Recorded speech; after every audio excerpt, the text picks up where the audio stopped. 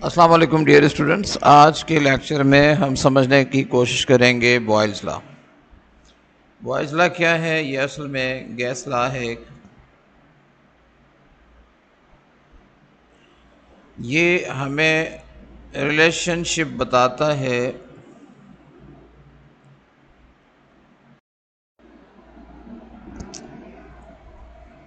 Volume of the gas और pressure के दरमियान।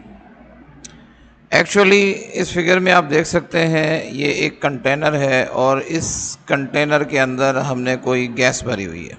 ये पूरे का पूरा कंटेनर है और इस कंटेनर के अंदर हमने कोई गैस भरी हुई है। ये सारी गैस है।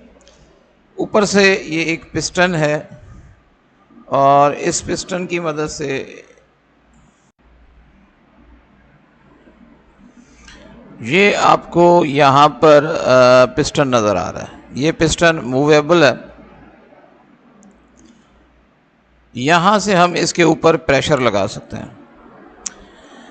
देखें, जैसे जैसे हम इस पर प्रेशर बढ़ाते जाएंगे क्या होगा, गैस के मॉलिक्यूल करीब आते जाएंगे और इसका वॉल्यूम पहले से कम हो जाएगा।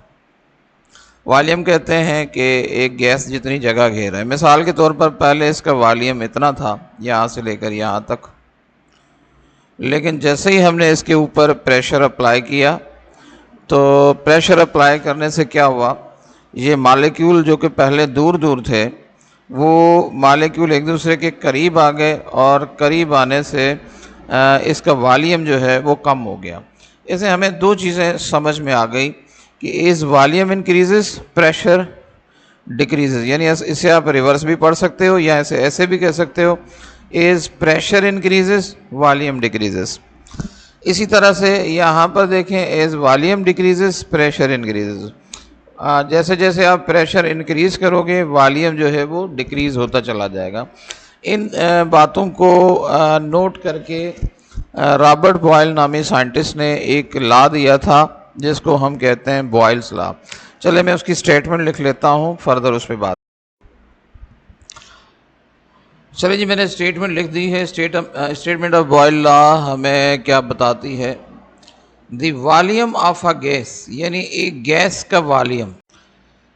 चलें अब इस स्टेटमेंट को समझने की कोशिश करते हैं।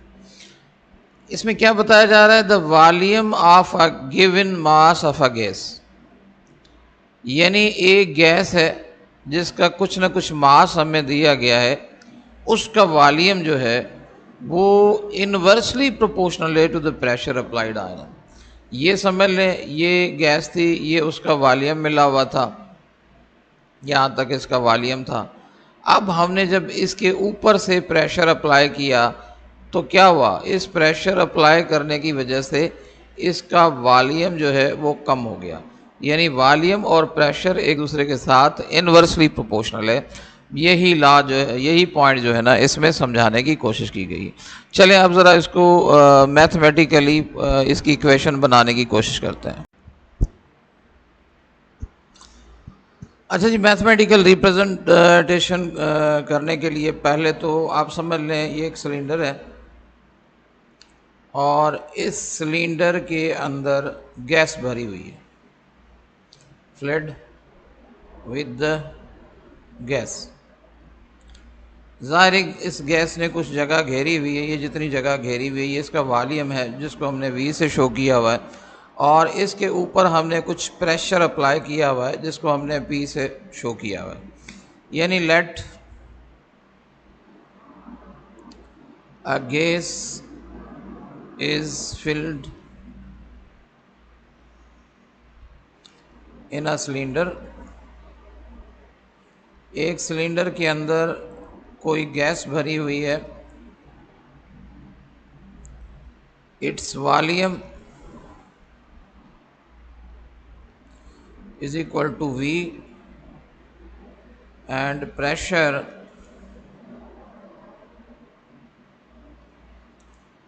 is equal to P।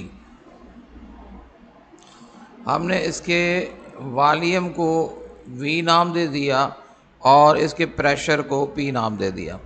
अब हमने लॉ में क्या पढ़ा कि volume of a gas is inversely proportional to the pressure.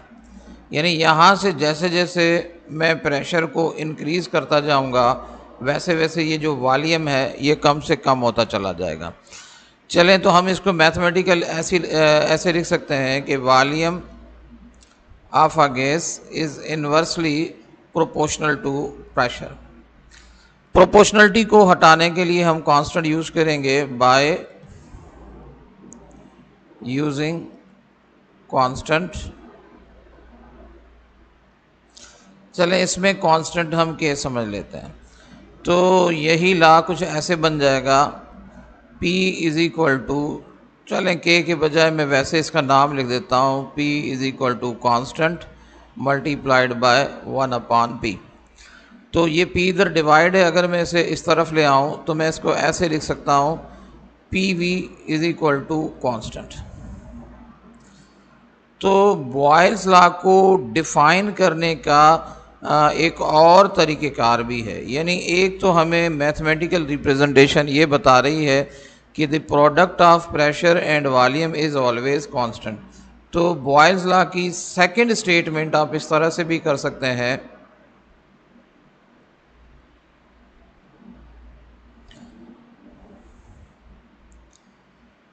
Product of pressure and volume is constant. अच्छा, यहाँ से एक हम तीसरी बात में निकाल सकते हैं। अच्छा, क्योंकि प्रोडक्ट ऑफ प्रेशर और वॉल्यूम हमेशा कांस्टेंट रहेगी, तो अगर मैं प्रेशर को बढ़ाता हूँ तो ज़ाहिर है वॉल्यूम कम हो जाएगा। एक इसको मैं समझ लेता हूँ P1 और V1, ज़ाहिर है इसकी वैल्यू भी कांस्टेंट रहेगी। अच्छा, अगर मैं प्रेशर को और बढ़ा दूं वॉल्यूम और कम हो जाएगा, ज़ाहिर है इसकी वैल्यू भी कांस्टेंट रहेगी। अच्छा, अगर मैं प्रेशर को और बढ़ा दूं तो वॉल्यूम और कम हो जाएगा, लेकिन इनकी वैल्यू कांस्टेंट रहेगी। क्योंकि इन सब की वैल्यू कांस्टेंट है तो मैं एक जर्नल सा रिलेशन बना सकता हूँ, P1 V1 is equal to P2 V2 is equal to P3 V3, और ये चलते चलते Pn Vn तक जा सकता है।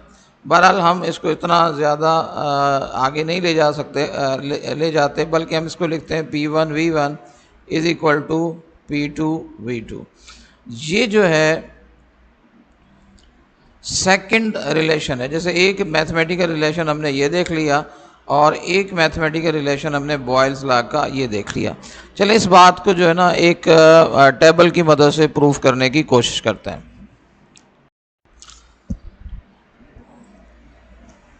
देखिए, हमने समझा कि जो प्रोडक्ट ऑफ प्रेशर और वॉल्यूम है वो हमेशा कांस्टेंट आती है। अब उसको हम इस टेबल की मदद से समझने की कोशिश करते हैं। समझो ये सिलेंडर है और इसके अंदर गैस पड़ी हुई है, ये इसका वॉल्यूम V है और इसके ऊपर हम प्रेशर अप्लाई कर रहे हैं P। शुरू में हम प्रेशर इसके ऊपर बहुत ही कम लगाते हैं। लेट अस सपोज हम इसके ऊपर प्रेशर सिर्फ 1 यूनिट लगाते हैं और इसका वॉल्यूम सपोज कर लो 80 यूनिट है। अब अगर मैं इन दोनों को मल्टीप्लाई करूं तो मेरे पास इनकी प्रोडक्ट आती है 80। अच्छा, अब मैं क्या करता हूं कि वॉल्यूम को डबल कर देता हूं। अच्छा, अगर वॉल्यूम को डबल करके 2 यूनिट कर दूंगा तो हमने लॉ क्या पढ़ा है कि ये दोनों एक दूसरे के साथ इन्वर्सली प्रोपोर्शनल है। अगर इनका इन्वर्स रिलेशन है तो अगर प्रेशर डबल हुआ है तो वॉल्यूम हाफ हो जाएगा, यानी 40 यूनिट हो जाएगा। अगर मैं इन दोनों को मल्टीप्लाई करके देखूं, आप नोट करें मेरे पास दोबारा आंसर आया 80। यानी ये समझ लो आपके पास P1 था और ये समझ लो आपके पास V1 था, तो P1 और V1 की प्रोडक्ट भी 80 आई। अच्छा, ये समझ लो आपके पास P2 था, ये समझ लो आपके पास V2 था, तो P2 और V2 की जो प्रोडक्ट है वो भी 80 आई। चलें एक स्टेप और बढ़ाते हैं। मिसाल के तौर पर मैं प्रेशर को इसका भी डबल कर देता हूँ, यानी 4 यूनिट कर देता हूँ। अंडरस्टूड है, प्रेशर मैंने डबल किया है तो ये फिर से हाफ हो जाएगा। अगर मैं इन दोनों को मल्टीप्लाई करूं तो मेरे पास फिर से आंसर 80 आ रहा है। चलें इसको और डबल कर देते हैं। मिसाल के तौर पर मैं इसको जो है 8 यूनिट कर देता हूं, तो ये मज़ीद गिरकर 10 यूनिट रह जाएगा, क्योंकि जितना आप प्रेशर बढ़ाते जाओगे उतना वॉल्यूम कम होता जाएगा। तो अगर मैं यहाँ पर इन दोनों को मल्टीप्लाई करूँ तो आप देखेंगे आंसर फिर भी मेरे पास 80 आ जाएगा। इससे हमें एक सिंपल सा रूल मिल गया कि प्रेशर और वॉल्यूम की मल्टीप्लिकेशन हमेशा कांस्टेंट रहेगी। यानी मैं कह सकता हूँ P1 V1 इसका आंसर भी 80 था, P2 V2 यानी ये सीरियल नंबर 2 वाले, इनका आंसर भी 80 था, P3 V3 आप देखें इनका आंसर भी 80 था, P4 V4 इनका आंसर भी 80 था। मतलब आप प्रेशर को कितना भी बढ़ा दो, आपके पास प्रेशर और वॉल्यूम की जो प्रोडक्ट है वो हमेशा सेम रहेगी। अच्छा, अब हम इसको ग्राफिकली देख लेते हैं। बॉयल्स लॉ की मदद से हम दो तरह के ग्राफ्स बनाते हैं। एक ग्राफ इसका कहलाता है पैराबोला और दूसरा कहलाता है स्ट्रेट लाइन। चलें अब इसको ग्राफ को बनाते हैं, किस तरह से बनता है।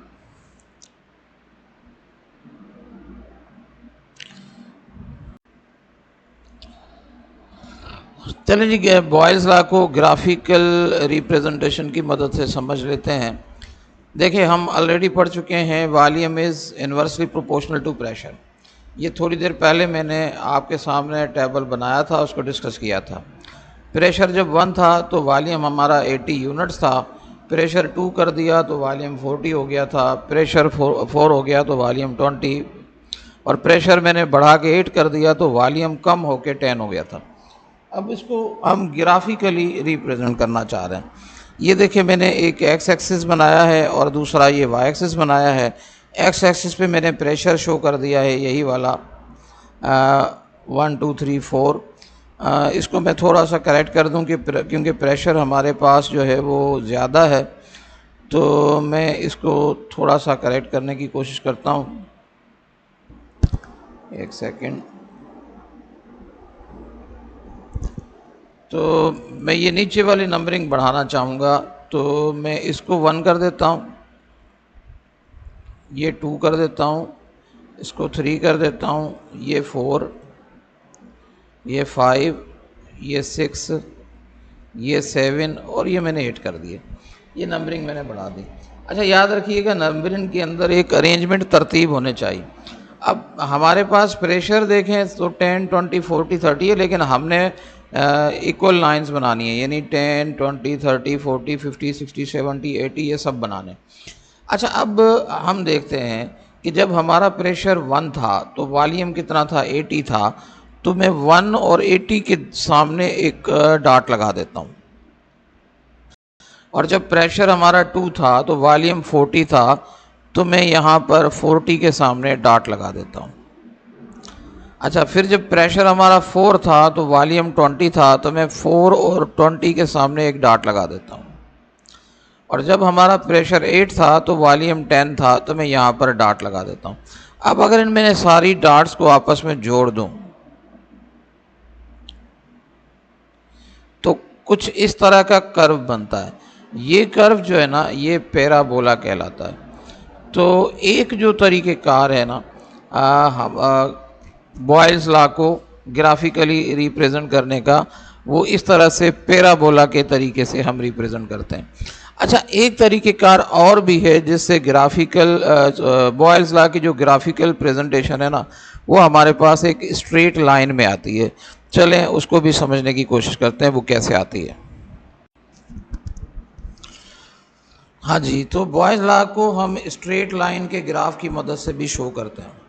देखें, इसके लिए भी बिल्कुल मैंने वही सेम अप्रोच इस्तेमाल की है। ये मैंने वही टेबल बनाया है। प्रेशर जब कम से कम यानी 1 था तो वॉल्यूम 80 था, प्रेशर को डबल किया 40 हो गया, 4 गुना बढ़ा दिया 20 हो गया, और 10 गुना सॉरी फिर 4 को डबल कर दिया तो ये 10 हो गया, यानी इधर से प्रेशर बढ़ रहा है, इधर से वॉल्यूम बढ़ रहा है। यहाँ पर हम एक्स एक्सिस पे तो वही प्रेशर बढ़ाएंगे, मैंने यहाँ पर प्रेशर ही लिखा है, लेकिन वाई एक्सिस पर हम वॉल्यूम लिखने के बजाय वाई एक्सिस पर हम 1/v लिखेंगे। अब यहाँ पर एक सवाल है कि हमें तो v मिला हुआ है ना, तो 1/v कैसे फाइंड करें। तो पहले इसी टेबल के अंदर मैं आपको 1/v फाइंड करके उसकी वैल्यू निकाल के दिखाता हूँ। जैसे ये 1/v होगा तो हम क्या करेंगे, यहाँ ये जो वॉल्यूम है मैक्सिमम वॉल्यूम वो लिखेंगे 80 और मल्टीप्लाई करेंगे इसको इस वैल्यू से, यानी 1/80 से, तो आपके पास आंसर आ जाता है 1। अच्छा, फिर क्या करेंगे, मैक्सिमम वॉल्यूम हमारा 80 और ये कर देंगे 1/40 जो कि वैल्यू, यानी पहले मैक्सिमम लिखना है, सब में 80 लिखना है और जो वैल्यू मिली हुई है वो लिखनी है। इसको वैल्यू से मल्टीप्लाई करें, ये दोनों कट के हमारे पास आंसर आ जाएगा 2। अच्छा, फिर क्या है 20 नहीं लिखना, मैंने इधर 80 लिखना है क्योंकि मैक्सिमम वॉल्यूम सेम रहेगा। मैंने 80 लिखा, ये 1/20, इसे काटें तो आपके पास आंसर आ जाता है 4। फिर ये 80 और 1/10 ये जो वैल्यू मिली हुई है इसे मैं सिंप्लीफाई करूं तो मेरे पास आंसर आता है 8। अब ये एक्चुअल वैल्यू है हमारे पास जो 1/v की है। तो यहाँ पर मैं 1 2 3 4 5 6 7 8 लाइनें बना दी, इधर भी 8 लाइन्स बना देता हूँ। 8 क्यों, क्योंकि यहाँ देखो 1 2 4 8 है, मिनिमम 1 है और मैक्सिमम 8 है, तो मैं 8 तक बनाऊँगा। 1 2 3 4 5 6 7, ये 8 लिख भी देता हूँ। 1 2 3 4 5 6 7 और ये 8। अच्छा, अब देखें जब प्रेशर 1 था तो हमारे पास वॉल्यूम नहीं, 1/वॉल्यूम कितना था, 1 था, यानी पहली लाइन मेरी यहाँ बनेगी। जब प्रेशर 2 था तो 1/v 2 था, यानी दूसरा जो डाट है मेरा यहाँ बनेगा। प्रेशर जब 4 था तो 1/वॉल्यूम भी 4 था, यानी तीसरा डाट मेरा यहाँ जाकर बन जाएगा। और जब प्रेशर 8 था तो जो 1/वॉल्यूम था वो भी 8 था, यानी दूसरा पॉइंट मेरा यहाँ जाकर बन जाएगा। अब अगर मैं इन डॉट्स को आपस में ज्वाइन कर दूं तो आप नोट करें मेरे पास एक स्ट्रेट लाइन बनती है। तो प्रेशर विज 1/v का जो ग्राफ बनता है ना, वो हमेशा स्ट्रेट लाइन बनती है। आई होप आपको बॉयल्स लॉ समझ में आ गया है। तो नेक्स्ट लेक्चर में हम गैस बिहेवियर की एक और इम्पॉर्टेंट टर्म समझने की कोशिश करेंगे जिसे हम कहते हैं क्रिटिकल पॉइंट।